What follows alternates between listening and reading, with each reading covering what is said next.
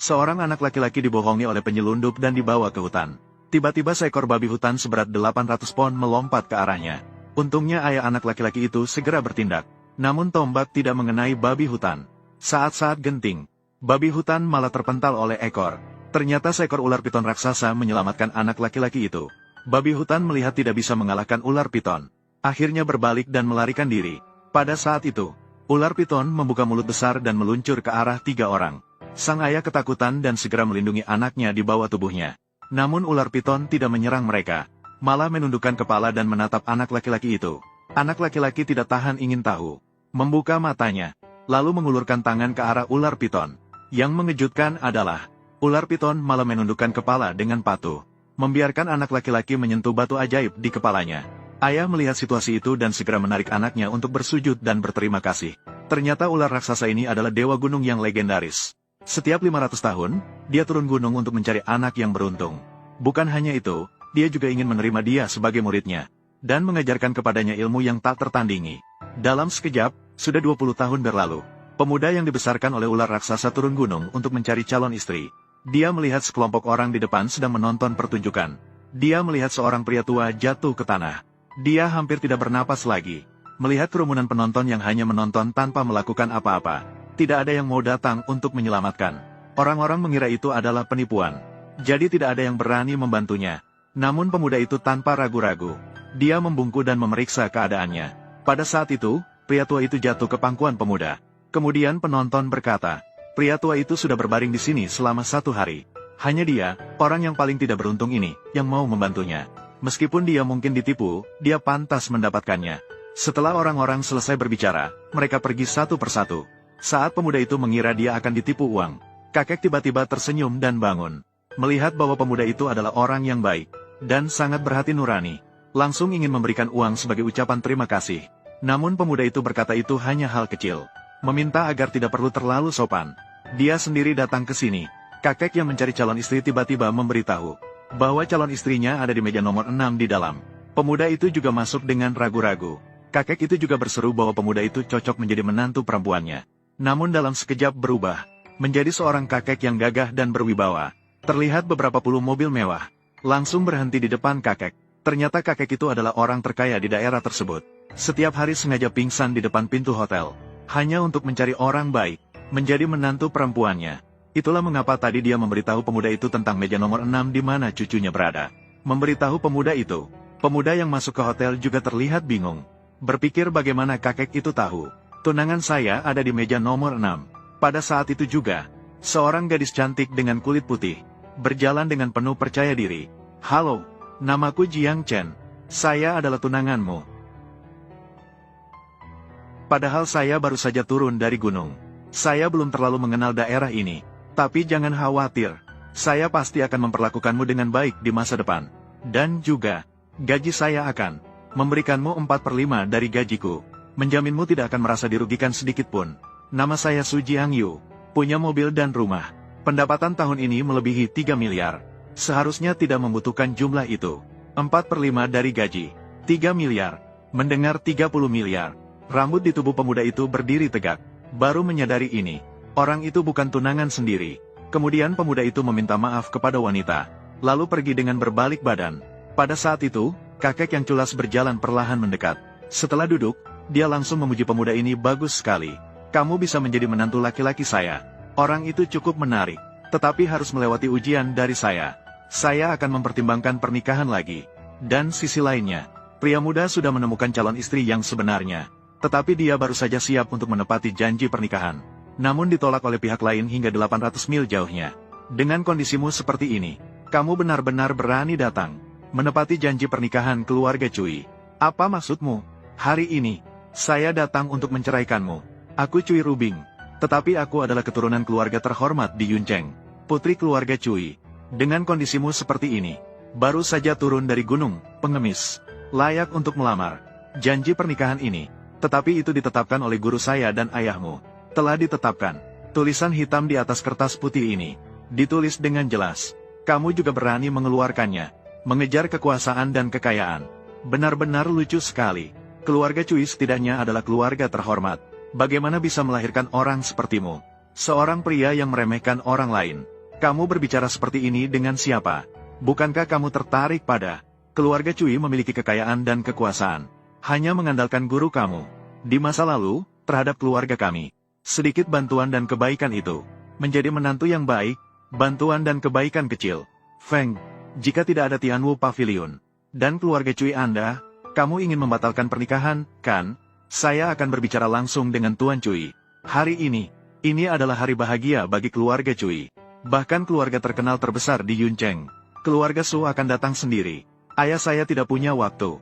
Pedulikan kamu, si kecil yang lucu ini. Baiklah. Saya telah melakukan kebaikan seumur hidup. Baru mendapatkan ini. Jurus naga 9 putaran. Kamu sebagai satu-satunya muridku harus lindungi harta karun sekte ini dengan baik. Guru, kamu tidak mengerti bahasa manusia. Bukan ayahku yang tidak ingin bertemu denganmu. Kamu tidak pantas.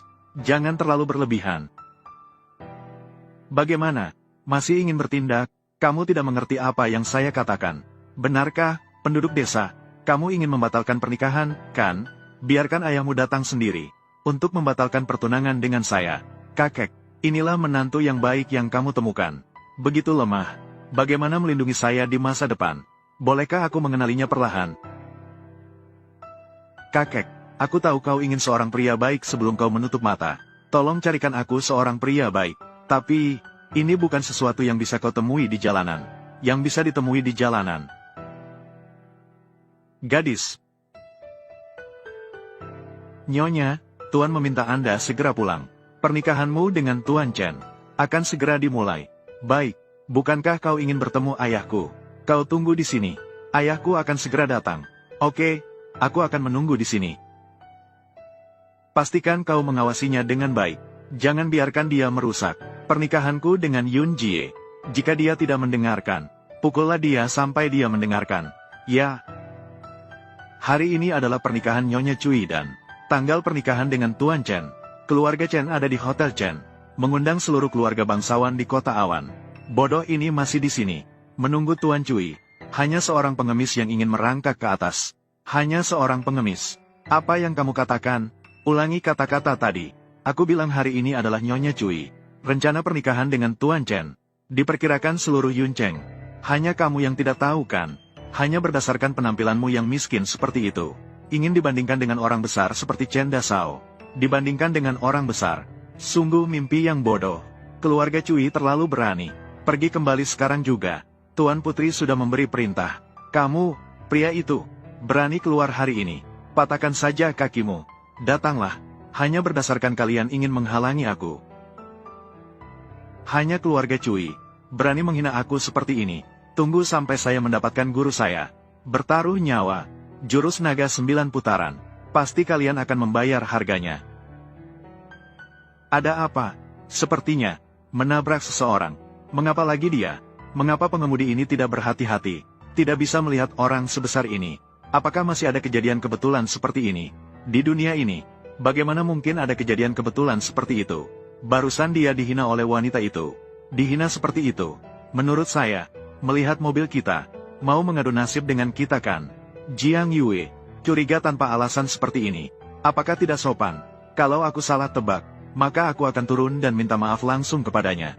Kamu baik-baik saja kan? Maaf, aku terlalu ceroboh. Tidak apa-apa. Ini memang tanggung jawabku. Harus segera pergi. Menabrak seseorang. Jangan salah menuduh orang. Pewaris keluarga Su. Tapi harus berjanji dengan harga yang tinggi. Aku pergi. Memang seharusnya tidak mendengarkan Xiniang. Dunia luar ini terlalu kejam juga. Baru saja ditipu oleh orang bernama Cui. Sekarang ditabrak mobil lagi. Kenapa kamu di sini juga? Sebenarnya, aku. Perutku sakit. Ada apa? Biar aku lihat. Ini disebabkan oleh pola makan yang tidak teratur dalam jangka panjang. Menyebabkan gastroenteritis akut. Jangan berpikir untuk memanfaatkanku. Kenapa kalian wanita sangat narcis? Ini membantu meredakan rasa sakitmu. Kamu mau apa? Jangan bergerak. Kamu ternyata bisa pengobatan. Ini adalah teknik pijat akupresur TCM. Tapi hanya mengobati gejalanya saja. Untuk menyembuhkan sepenuhnya, tetap harus memperbaiki pola makan. Jangan menganggap semua pria seperti serakah dan hiperseksual. Di dunia ini, masih ada pria baik di luar sana. Aku, ada apa? Dia adalah calon suami terbaik. Tidak apa-apa, aku pergi dulu. Hahaha, bagaimana, nak? Tidak serakah dan tidak berkeinginan. Dia jujur dan baik hati. Sekarang percaya, kakek sedang memilihkanmu. Dia adalah calon suami terbaik. Kamu menang dalam putaran ini. Baiklah, aku akan segera menyiapkan hadiah besar. Temukan pria itu untukmu. Pergi dan temui dia. Tunggu sebentar, aku akan melamar. Tapi, kita harus berbicara terlebih dahulu. Saya tidak akan melakukan itu. Menerima dia dengan mudah. Datanglah ke pernikahan putriku. Mereka benar-benar mengadakan pernikahan. Berhenti, apa yang kamu lakukan? Peminta-minta, pergi ke sana. Beritahu Cui Long, murid Agung Tian Mukai. Jiang Chen datang untuk janji. Suruh dia keluar sekarang juga. Kamu peminta-minta busuk. Apa kualifikasimu untuk bertemu kami, Tuan Cui? Pergi sekarang juga. Jika tidak pergi, aku akan mematahkan kakimu. Hanya dengan beberapa orang seperti kalian. Kamu tidak mengerti bahasa manusia, kan? Kamu, anak kelinci, datang ke sini. Tuan Cui, si pengemis ini ingin mengacaukan pernikahan nyonya. Siapa yang berani begitu sembrono? Saya murid Murongsang. Namanya Jiang Chen. Menjalankan janji guru. Khusus datang untuk memenuhi janji pernikahan. Hanya dengan dirimu. Masih ingin menikahi putri kami, Rubing. Ya, guru tua. Sebelum meninggal, dia secara khusus menyuruh saya. Ini adalah dua hal penting bagi kedua keluarga. Seorang miskin yang berbau manis. Kamu masih berani datang. Nyonya Cui. Apa maksudmu dengan perkataanmu ini? Aku melakukan perjalanan ribuan mil. Turun dari gunung. Kalian tidak hanya tidak menerima dengan baik, malah memandang dengan dingin seperti ini. Ah, jijik. Kamu pikir kamu siapa? Kamu orang desa ini. Siapa yang memberimu izin? Dengan nama menantu keluarga Cui. Berlaga seperti ini. Sikapmu, ingin membatalkan perjanjian kan? Kamu juga pantas untuk melanggar perjanjian. Hanya seorang diri. Kamu harus tahu dengan jelas identitasmu dan status. Putri kami, Rubing, akan dinikahkan dengan sebuah keluarga terkenal di Yuncheng. Setidaknya, juga, Chen Shao seperti ini, mendukung tokoh besar dari keluarga Su. Awalnya kuduga, seperti es. Sudah kujelaskan padamu. Tak terduga, kulit mukamu begitu tebal. Berani datang dan memalukan diri. Di keluarga Cui, bukankah kau akan mengungkapkan sikapmu? Aku ingat sekarang. Pada masa lalu dengan gurumu, hanya sebuah lelucon. Keluarga Cui kami tidak menganggap serius. Mengapa keponakan menjadi serius? Awalnya kuduga, Cui Ruling tidak ingin menikah denganku. Jadi dia membatalkan pernikahan. Sekarang terlihat, kepala keluarga Cui dari keluarga Yun yang mulia, bahkan bisa melakukan hal seperti ini. Tindakan yang tidak beretika. Keponakan, jangan bicara begitu.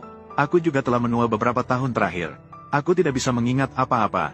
Apa yang kamu katakan? Apakah ada bukti? Tentu saja ada. Hitam di atas putih. Lihat sendiri. Ternyata itu adalah kontrak pernikahan. Tanpa kontrak pernikahan ini, kau pikir kau siapa? Masih mengandalkan sedikit bantuan dari gurumu pada masa lalu. Terbang ke atas cabang. Khayalan, Cui panjang. Kamu berani merobek janji pernikahanku. Jangan menghina orang terlalu banyak. Janji pernikahan hanya selembar kertas yang rusak. Kamu bodoh. Masih menganggap mainan serius. Apa yang kamu katakan, Cui Long? Tuanku sungguh buta mata. Baru saja menyelamatkanmu. Guru kamu dulu hanya ingin naik ke keluarga kami, keluarga Cui. Satu orang. Tanyakan saja pada Yuncheng. Berapa banyak orang yang tahu? Hanya 2 badut melompat. Masih ingin datang ke sini. Masih menganggap diri sebagai tamu istimewa. Tidak salah. Aku masih mengatakan keluarga kami, keluarga Cui. Malangnya, hal lama itu. Pada saat itu, ketika keluarga kami, keluarga Cui sedang dalam kesulitan. Mencuri saat kebakaran. Dia sudah tidak ada sekarang. Masih membiarkan anjing ini menghisap darahmu. Cui, jangan terlalu berlebihan. Kamu bilang aku bisa, tapi tidak boleh menghina aku. Tuan yang telah meninggal. Apa yang sedang kamu lakukan? Kamu masih ingin bertindak. Mengapa menghina orang tua itu? Aku tidak hanya akan mengutuknya. Saya masih akan menyebarkan abunya. Apa yang bisa kamu lakukan padaku? Seseorang yang belum pernah melihat dunia. Hanya seorang petani biasa. Hanya memiliki kekuatan fisik. Aku beritahu kamu,